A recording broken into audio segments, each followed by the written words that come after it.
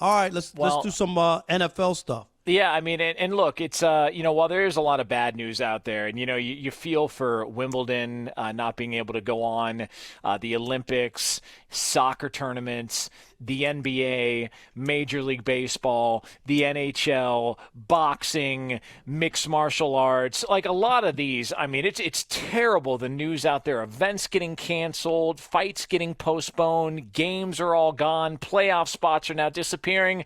But you know what? Santa Claus is here, Rob Parker, even in March and into April. Santa Claus, better known as the National Football League, continuing to deliver the good news as we will not only have an NFL season according to the NFL, but we will have a playoff format that will add a team to each conference. I love it, and I love that the NFL is spreading good news and positivity when so much negativity is around us.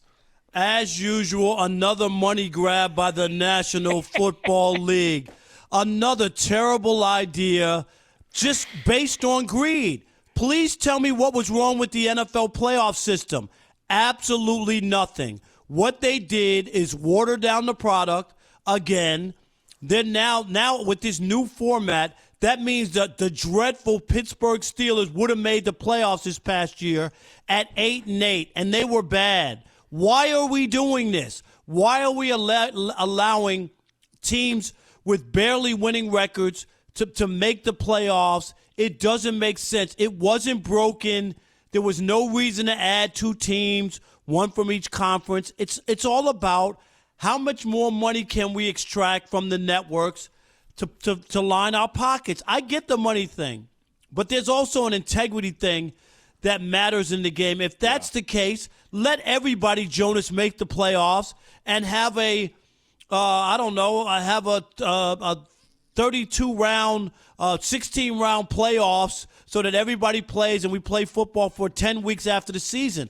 Yeah. I mean, when is enough? I don't get it. Was there something I missed? No, and especially, I mean, coming from you, somebody who once demanded 20 minutes after the special was over that they give you the Big Mac for $2, 2 blocks away from our studio. That's and that right. happened 2 months ago. I was in line. No, you were not in line. You showed up there afterwards and then gave the puppy dog face, and they ended up giving you the Big Mac special. And you know how many people probably came before you, but they weren't Rob Parker TV superstars, so they didn't get the special? Like, you knew exactly what you were doing. You weren't in line. You showed up there after the fact. The NFL is you, Rob Parker. That $2 Big Mac tastes so good. Of course it does. Try getting one now. I mean, like, imagine what it's going to taste like when you could actually go inside and get it again. Look, I love this because I love the NFL. And if you're telling me I can get an extra team into the postseason, I'm all for it. I'm all for back-to-back triple headers on Wild Card weekend in the NFL. Saturday, 3 games in a row. Sunday, 3 games in a row. I absolutely love it. I love that only one team is getting a bye week. I'm not in favor of the 17-game regular season, but I do like the idea that you're giving another fan base, another organization hope once they get to the postseason, and you're giving a bunch of other fan bases hope in trying to get to the postseason, and I think it makes a lot of games down the stretch that much more watchable when you realize there are more options out there. There's more of a percentage of you getting into the postseason than there was before. I am all about hope. I'm all about positivity. No doom and gloom out of this guy. That's all for Rob Parker. Yeah, but there's nothing. What was wrong with the playoffs? The 8-8 Pittsburgh Steelers deserve a playoff bid? You didn't want to see... And now a team like Green Bay that won 13 games will have to play. Instead of having a bye, you've diminished what winning the division means now because only one team with the best record in the conference gets a bye. Why is that? So a team that's 8-8 has to play the same as a team that was 13-3? Hey. It doesn't make any sense. Them the rules. Win your games. Those are bad rules only for money, Jonas. You're better than that. You know what? It's like the guy who loves ice cream. You love ice cream until you start working at the ice cream factory. At some point, it's too much. The NFL needs to just pump the brakes. Stop with the 17-game season. Again, it was perfect. What do you need a 17th game for? You know why? So that you don't spend so that you make more money. when you have the preseason games, those are local broadcasts, right, Jonas? Yes. Those are not national. So they don't make that much money off of preseason games on local television, but they make a boatload of money if it's another regular season game for the networks to pay for. That's what this is all about. See, my whole thing is I'm the opposite in that I don't like the 17th game added to the regular season. I don't like that. I don't like the idea of these players having to play an extra game after knowing what we know about the physical impact that it has on the body and all of that goes along with it. I don't like the idea of that. I do think there's definitely a greed factor there. Is this move for the playoffs about money? Of course it's about money, but it's also about opportunity. And if you give another organization and the organizations that are also vying for that final spot more of an opportunity in the playoffs, and it's a one game at a time playoff run. This isn't like the NBA where they do the ridiculous 7-game series to open up the first round, which is ridiculous. They should go back to 5. I can't stand that they do 7 games in the opening round of the playoffs in the NBA. You get a 1-game playoff every single round of the NFL playoffs. So who knows? We could have a 7-2. We could see a 6-3. Tennessee made a run this year. We've seen teams make runs in the past. I like this. It adds a new flair to it. It adds another wrinkle. And did I mention back-to-back triple headers in January on Saturday and Sunday for wildcard weekend? Who the hell doesn't want something like this? Yes, because then you're going to make, again, why don't you just open it up like the NBA where more than half the league, 16 of the 30 teams, make the playoffs? Why don't the NFL go to that where you make the regular season almost meaningless? That's the problem with the NBA. You know, people talking about it's because they're competing with the NFL. No, it's because you rendered the regular season worthless. We all know basically what teams, for the most part, are going to make the playoffs, so the regular season doesn't matter. It's like, I'll wait for the second season. Is that what we want in the NFL? No, and I don't think that's going to happen. I think the NBA... Why not if they can make more money? You just said, why not have a quadruple header or a quintuplet header, the triple... can't even say it. You know? You sound like Floyd Mayweather trying to say pandemic. Yeah, I don't know if you saw that video earlier. I hope I'm not that bad. Here's the thing. Because the NFL model is most closely alike to what the NCAA tournament is, to where you're not having a series. And for everybody that says, at least in the NBA, the best team wins every year, okay, that's fine because it's a series, it's played out. Man, the fact that the NBA playoffs go on 2 months, come on, man. Like you got to chop that down, and especially when you don't play back-to-backs. In the NFL, you go 1 game at a time. So no matter what the situation is, you're not going in there going, oh, we're down 3-1. Good luck catching up now. We're down. I think every single playoff game you go in, and you may have an idea who you think is going to win, but then you have surprises. There are not a lot of people out there that thought Tennessee was going to go in to beat New England. I know, Rob, you picked New England to win that game. Chris Broussard picked the Titans to beat the Patriots in Foxborough, and Chris Broussard was right, and you were wrong. No, he wasn't. What are you talking about? I'm just saying, that's the information I was handed before the show. Well, you got faulty information. I'm just saying. You said Tom Brady was going to light up Vrabel. That defense. Tom Brady, the wash king. I think because it's a 1-game, one-and-done scenario, it's not going to have the same fatigue effect that the NBA does. And I don't think it's going to impact the regular season negatively. I really don't. I do if you continue to add teams and start where my biggest thing is letting in teams that don't deserve it. They don't deserve it, and that's what you've set up now, is that instead of having to fight for those games at the end, you could beat Pittsburgh, lose 3 of your last 4, or whatever it was, and make the playoffs. That's not a team that should be going into the playoffs, and they shouldn't have the right to upset anybody or have a chance to even win the Super Bowl because they haven't played well enough to earn that right. Okay. So make the regular season matter. Okay, Rob Parker, you're one of the great baseball historians, one of the great baseball reporters that we have in this country. It's why you're a Hall of Fame voter, and you've forgotten more about baseball than most people know. When baseball, instead of going with just the 2 divisional winners and then the World Series, when they expanded and went to the wild card, what was your thought initially when that happened? I didn't like it. Okay. I didn't like it initially. Do you like it now? And I like where it is only from this standpoint. When they added the other team, those two teams have to play each other so that only one wild card can advance. And even though it's a one-game playoff, which is different from baseball, that normally doesn't fly. Anybody can win one game, Right. usually a series. So it makes for a lot of intrigue or whatever. They did it right. If baseball were to go past this and do more, then I would really have a problem if they get to wanting to have 16 playoff teams or whatever. I'm good at 10. I'm good because the two wild card teams play just for one of them to get in. Yeah, and look, I was a traditionalist like you. I didn't like it initially, and then I started watching it, and I thought, well, this is awesome because that wild card game has seen some of the best finishes that we've seen in baseball over the past several years since it was introduced. So I was wrong. I thought adding that element to the baseball playoffs would have a negative effect, and it's done the complete opposite. I love it. I love it. I think. Well, let's see what other people think. If the listeners are into this, do you love this new NFL playoff format or no? Do you look at it as I do, as just more greed by the NFL adding teams that don't really deserve to be in the playoffs? 877-99 on Fox is the telephone number. An extra team each conference in the National Football League, an expanded playoff format. Is that a good thing or a bad thing? We'll find out next here from you on Fox Sports Radio. Paul in D.C., you're on the Odd Couple Fox Sports Radio. What you got, Paul? Hey, I agree with you. Adding another team to the NFL waters it down. It's good as it is. On the baseball side, probably some of the most exciting baseball in the last 30 years with that head-to-head playoff. All right. Okay. So you don't want to see the NFL add another team. Well, he's with me, Paul. He is, No. but you do like the wild card.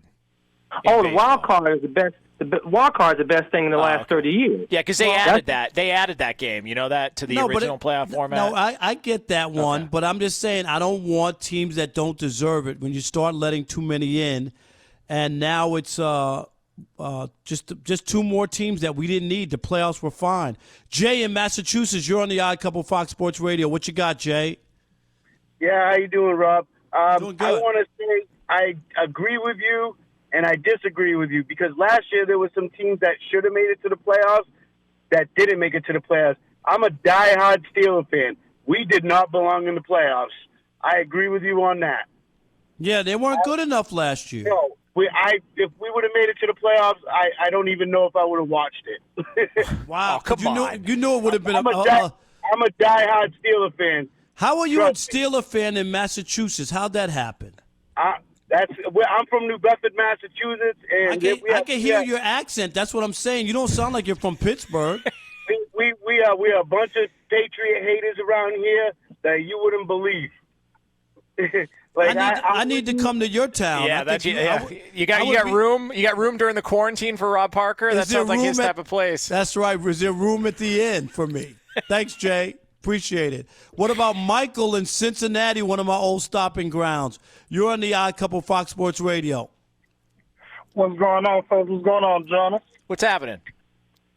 Not much, man. Look, I kind of have to agree with Rob on this. I mean, it is a money grab, and I also think, this is also a big potential of, more players getting hurt, because this year you have the extended playoffs. And I believe next year you'll have the 18 game season? 17. That's brutal, and honestly, I don't want to see, an 8-8 team get into the playoffs. It's just, I feel like, the playoffs is just right the way it is right now. Hey, you're calling from where again? Cincinnati. Okay. What the hell you know about the playoffs? They went to the playoffs. Honest to God. Honest to God. I mean, come on. That's like me talking to LeBron about dunking a basketball. Get out of here. Hey, wait a minute. Cincinnati was going. It's just that they lost their last 7 playoff games, right? That's true. Yeah, that's true. Fair enough. But the next thing you know, the NFL will update the playoff format again, and it'll be 14 teams plus the Bengals. No matter what their record is, that's what they'll do. Yeah, it's an all-inclusive package. Yes. Eric in Seattle, you're on the Odd Couple Fox Sports Radio. Hey, how's it going, guys? Doing great. How are you? We love the show.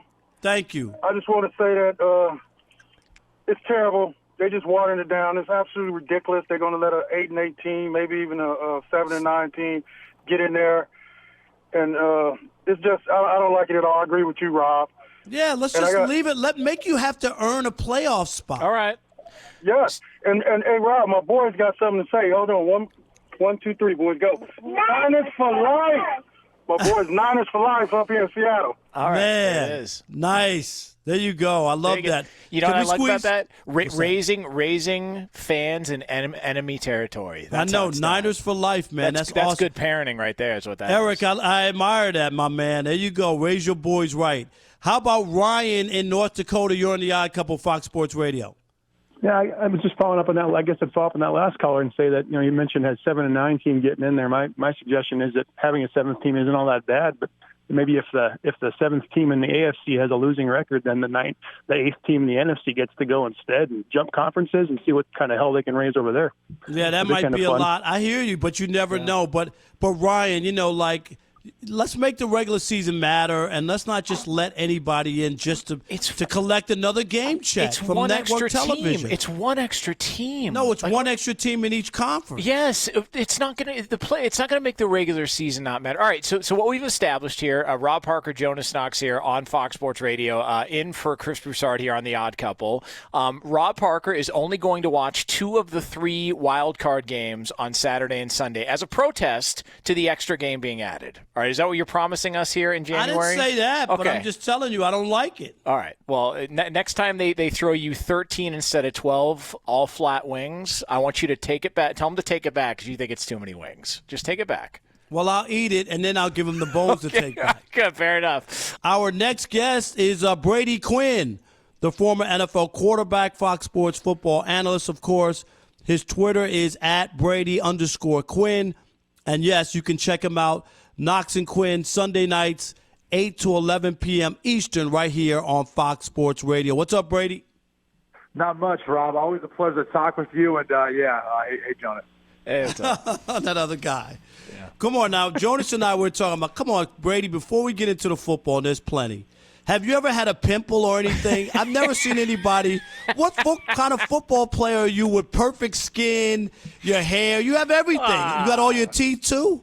Most of them at this point. I don't know if any of that is true. And all I know is that, and Jonas will attest to this, because when you follow a strict diet, especially one with a lot of protein, there's a lot of gas that comes along with it. So Jonas and I have these conversations on Sunday nights. So that is the one pitfall of all of that. And look, it shows up in one end or the other. And lucky for us, we've got pants on. So that's right.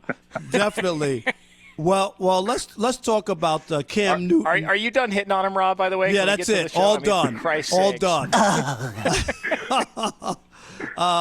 Cam Newton, you're saying that he's without a job. Here's a guy who won a NFL MVP a couple years ago. He got off to a great start in the first half of the season.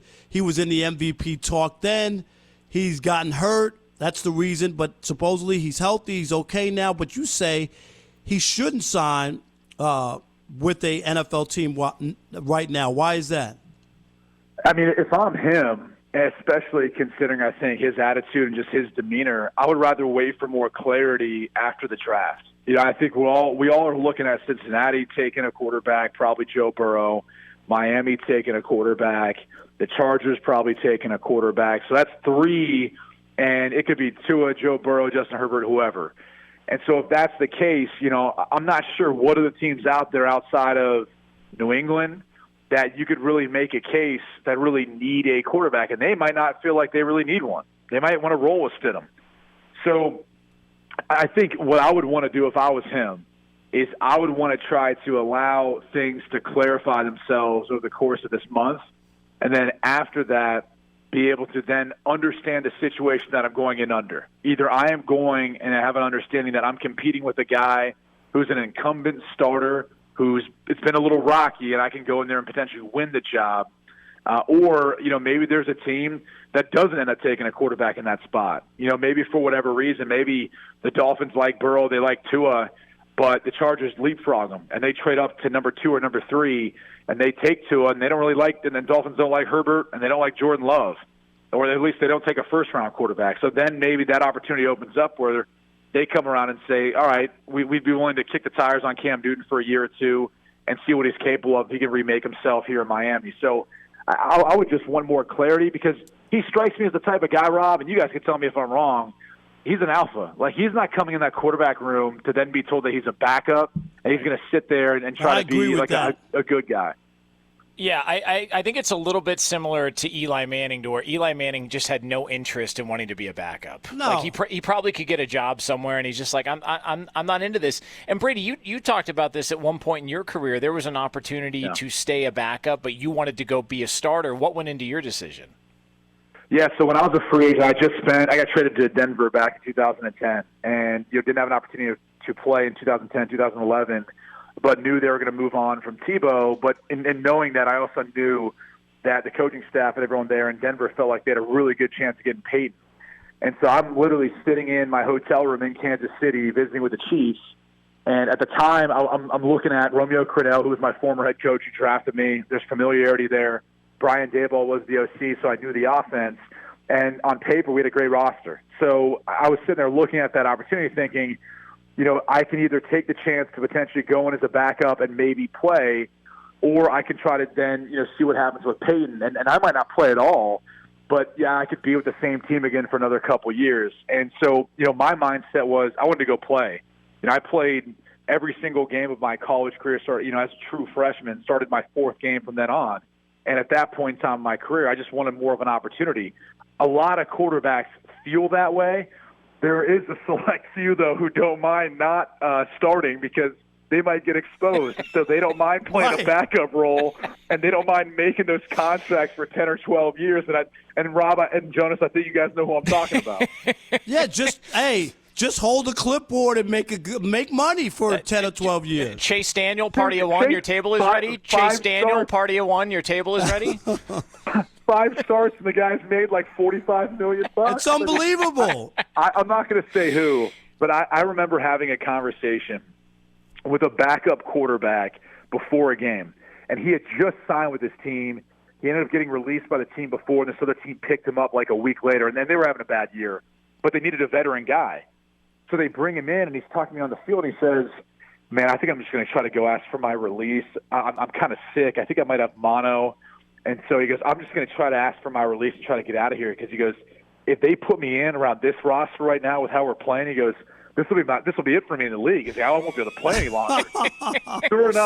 Sure enough, he got released the following week after that, ended up being out for like a week or two, and ended up signing with another team that he had been with early in his career. And I saw him like 4 weeks later that season. It was the most amazing thing I've ever heard of. Now, again, we're not trying to put you in a bad spot, Brady Quinn, and you don't have to tell us who it is, but if you could give us his Sage initial... Rosenfeld. It was Sage Rosenfeld. Unbelievable. It was the most legendary thing I've ever witnessed. That is amazing. His name is Brady Quinn. He's our guest here on the Odd Couple, Fox Sports Radio. Of course, the former NFL quarterback and Fox Sports football analyst. Speaking of another quarterback who's washed up, let's talk about Tom Brady going to Tampa Bay. Jesus. Brady. Oh, man. No, this is the thing that that interests me the most. He had no takers. There were basically just two teams. So that's why even when Brady was trying to change the narrative, saying that, the people are saying like, oh, boy, Brady put on a sales pitch to come to Tampa Bay, like, oh, this is the only place. There were only 2 offers. Supposedly the Patriots didn't even make him an offer, and it was the Chargers, I should say, who are opening a new stadium, who need some juice to sell tickets. But other than that, there were no takers. Is that because, A, teams didn't want to pay that extra year to bad team tax, or do they look at Tom Brady as he'll be 43, and last year we really saw a different Tom Brady. I know they were 12-4. They were the worst 8-0 team I'd ever seen, but Tom Brady didn't look the same last year. No, he didn't look the same. I think it's a combination of a few things. What you mentioned, he didn't look the same. He is 42, turning 43. Let's be real. There's times when I'm watching games, and Rob, obviously we differ on this. I'm as big of a Tom Brady fan as you'll find, and I know you don't feel that way. So it was hard for me to even admit at times watching games, watching him miss a throw or two and going, man, yeah, this does look like it's getting closer to the end than him being able to sustain this. But I do think there were some teams that maybe were interested, but at the same time, like if you were looking at some like the Raiders, for example, so what would the plan be? Like any team like the Raiders, who they have a quarterback who is young enough and more economical or just as economical, they're probably saying to themselves, why wouldn't we spend and continue to invest in this guy for another couple of years to see what he can be, as opposed to invest into an older guy where we feel like he's already reached his pinnacle of what his play is. And so if our team's not built out around him, that's not our fastest way to win a Super Bowl. So I think there was probably limited teams, really in limited rosters, that could bring him on and give him what he was looking for too. And I just think it ends up happening to be that the Tampa Bay Bucs ends up being one of those teams that has the roster and the coaching staff that's willing to do it. But I mean, Brady, in all seriousness, you have to ask yourself, like, what is the long-term plan to a quarterback? They have to be still thinking about the future at some point. But Brady, real quick, we only got about 30 seconds. Look at the Colts. They went for Phillip Rivers, who was awful last year, and threw bad interceptions all over the place. For 1 year, let's give it a shot and see what happens. So, to me, the Colts not even But there was being a past relationship there, Rob. I mean, their OC, Nick Sirianni, was with them in charge with the Chargers. Frank Reich knows them well. Like, there's a lot to that. You know, when you have past experience within a system, they would feel much more comfortable bringing in a guy like that who knows the system than someone who doesn't. And I think that's really the surprising thing. Well, I didn't think Tom was going to leave New England. If he goes to Tampa and he's got to run Bruce Arians' system, which is completely different than anything he's ever done. Yeah, my only thing is I get the relationship part, but it just seemed like he's better than Phillip Rivers. So, well, can I put it this way?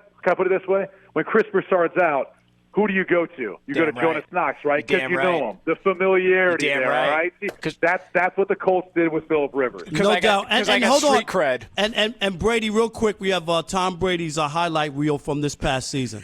Worst throw in 10 years by Tom Brady. Worst throw in 10 years by Tom Brady. Worst throw in 10 years by Tom. Worst throw in 10 years by Tom Brady. And that was in one game right there. So anyway, hey, Brady, thank you. Thanks. We appreciate you. Always Thanks fun, for the guys. knowledge.